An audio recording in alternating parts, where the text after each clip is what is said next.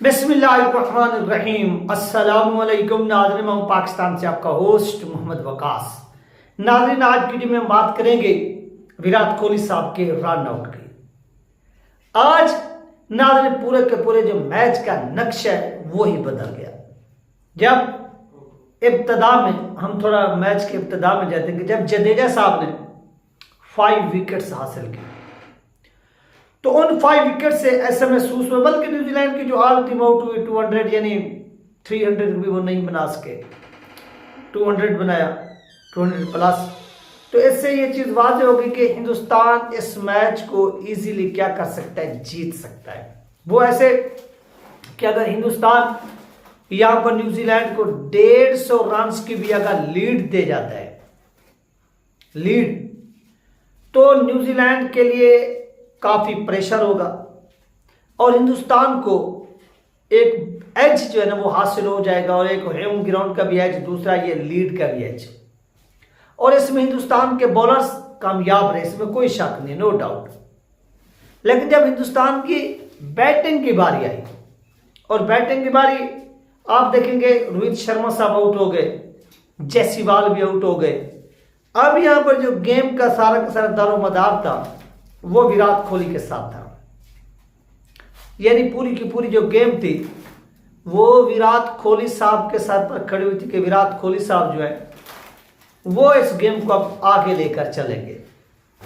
बदकिस्मती से जो कुछ हुआ वो ना दिन हुआ ये कि विराट कोहली साहब एक रिस्की रन लेने में, यार आप टेस्ट मैच है, आप इजीली होकर खेलो, रिलैक्स होकर खेलो, खुलकर खेलो, बाल नहीं खत्म हो रही, कोई मैच नहीं फंसा हुआ, आप इतनी रिस्की जो रन है वो आप ले रहे हैं, जिसका नतीजा ये निकला कि विराट कोहली साहब रन आउट हो गए। जब विराट कोहली रन आउट हुए तो उसका नतीजा क्या निकलना था? नतीजा यही निकलना था कि ऊपर से मैच का जो डे का इख्तिताम होना था, एंड होना था, उन्होंने सिराज को भेज दिया। जब सिराज बैटिंग करने के लिए आया तो सिराज भी आउट हो गया। इस तरह वो 3 से 4 विकेट्स चली गई। तो इस तरह हिंदुस्तान के ऊपर एक बहुत बड़ा जो प्रेशर था वो क्रिएट हो गया।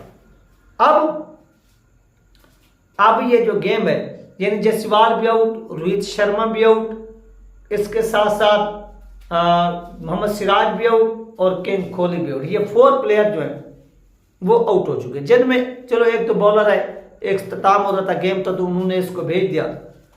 अब जो पीछे हिंदुस्तान के बैट्समैन बैठे हुए हैं उनके ऊपर भारी जिम्मेदारी आयद होती है।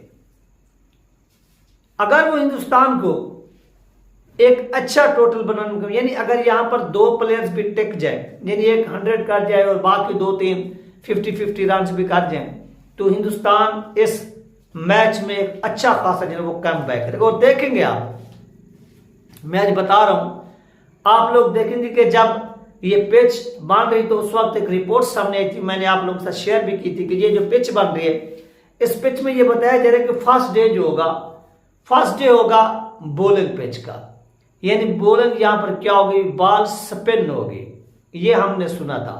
उसके बाद जो सेकंड डे होगा वो होगा सेकंड डे जो होगा वो होगा बैटिंग का, ये हमने सुना था। तो अब अगर वैसा होता कि अगर फर्स्ट डे हिंदुस्तान ने निकाल लिया है, न्यूजीलैंड ऑल आउट हिंदुस्तान ने निकाल लिया है, तो सेकंड डे में हिंदुस्तान जो है इसमें वापस लौटेगा और हिंदुस्तान कम बैक करेगा, और हिंदुस्तान के प्लेयर्स के ऊपर भारी जिम्मेदारी आयद होती है।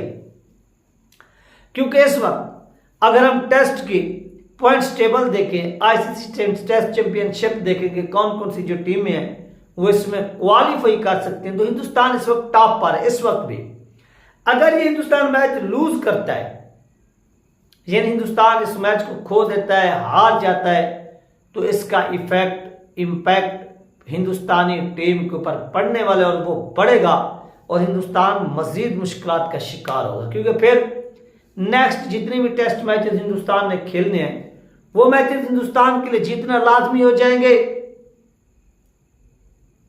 तो ये वो नाज़रीन चीजें हैं जो हिंदुस्तान के ऊपर प्रेशर को मजीद क्या कर रही है, बिल्ड कर रही है। तो हिंदुस्तान को भी चाहिए कि वो हौसले अपने बुलंद रखे। हिंदुस्तानी प्लेयर्स जो है, वैसे ऑलरेडी आप देखेंगे अगर कैप्टन भी मुसलसल नाकाम हो रहा है, बांग्लादेश की सीरीज देख लें, सीरीज जीतती है हिंदुस्तान, इसमें कोई शक नहीं। हम एज ए बैटर बात करेंगे, जिन जिन लोगों ने बैटिंग की, और विराट कोहली साहब को भी देख लें, तो ये उतनी परफॉर्मेंस नहीं दे पा रहे न्यूजीलैंड के। और न्यूजीलैंड को यहाँ पर एक किस्म का हिंदुस्तान की सरजमीन के ऊपर एक बहुत बड़ा ऐसे समझे कि एज मिला हुआ है कि वो हिंदुस्तान के प्लेयर्स को अपनी गिरफ्त में लेकर बैठे हुए, पूरी की पूरी टीम को इन्होंने दबोच लिया है, अपने घेरे में ले लिया है। तो यार ये चीजें जो है वो हिंदुस्तान के लिए मजीद प्रेशर क्रिएट करेंगे। हिंदुस्तान इससे वापस निकलेगा, वो कमबैक करेगा, और कमबैक होना भी चाहिए, क्योंकि आप फर्स्ट मैच हारते हैं, आपको गैस नहीं होता, अंदाजा नहीं होता कि यार चलो हम इस मिस्टेक की वजह से वो फर्स्ट मैच आ रहे हैं।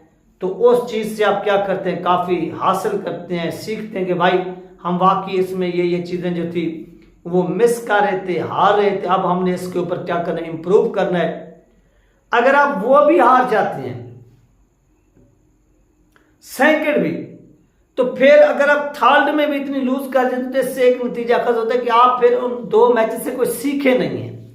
क्योंकि अगर न्यूजीलैंड आपको बार बार दबोच रहा है, आपको बार बार शिकस्त दे रहा है, तो या तो मुसलसल जो हिंदुस्तानी टीम है वो हार की वजह से प्रेशर का शिकार हो चुकी है, यानी उनको वो तरीका कार ही नजर नहीं आ रहा कि जैसे वो अपने ऊपर जो प्रेशर है उसको तोड़, यानी जो बॉलर्स है, मैं बिल्कुल बात कर दूं बॉलर्स की, जो हिंदुस्तान के बॉलर्स हैं उनके ऊपर किसी किस्म का कोई प्रेशर नहीं है, नो डाउट। लेकिन जो हिंदुस्तान के बल्लेबाज हैं उनके ऊपर प्रेशर है, और वो इस प्रेशर से निकलना भी चाहते हैं। प्रेशर से कैसे निकलेंगे? प्रेशर से हिंदुस्तान एक सूरत में निकल सकता है, वो सूरत यही है कि विराट कोहली साहब या रोहित शर्मा साहब जो है वो 100 करें। जब इन दोनों में से किसी एक प्लेयर का भी अगर 100 हो गया तो नाज़रीन आप यकीन करें कि प्रेशर जो है वो बिल्कुल हिंदुस्तानी टीम से टूट जाएगा, और हिंदुस्तानी टीम आपको दोबारा एक स्ट्रांग पोजीशन में नजर आएगी मैदान में लौटते हुए। और यहां पर फिर हिंदुस्तान जो है वो आपको मैच जीतता हुआ नजर भी आएगा। आप कोहली के रन आउट के ऊपर तजिया कर निगार भी हैरान है कि यार आप इतनी रिस्की रन ले क्यों रहे हो, आपको जल्दी क्या है, क्योंकि मैच फंसा हुआ है, आप अपनी मर्जी से खेलें, टेस्ट मैच है, और इसमें जो जल्दबाजी की गई, और वो जल्दबाजी आपको मालूम है कि वो फिर ले गई पूरी की पूरी बाजी जो थी। तो इन चीज़ों का जो ना हमें अफसोस रहेगा, और अफसोस होना भी चाहिए। तो ये थी नाज़रीन अपडेट जो आप लोगों के साथ शेयर की गया। आप अपना ख्याल रखिएगा, मुझे दो में याद रखिएगा। मिलते हैं नेक्स्ट वीडियो में। अल्लाह हाफिज।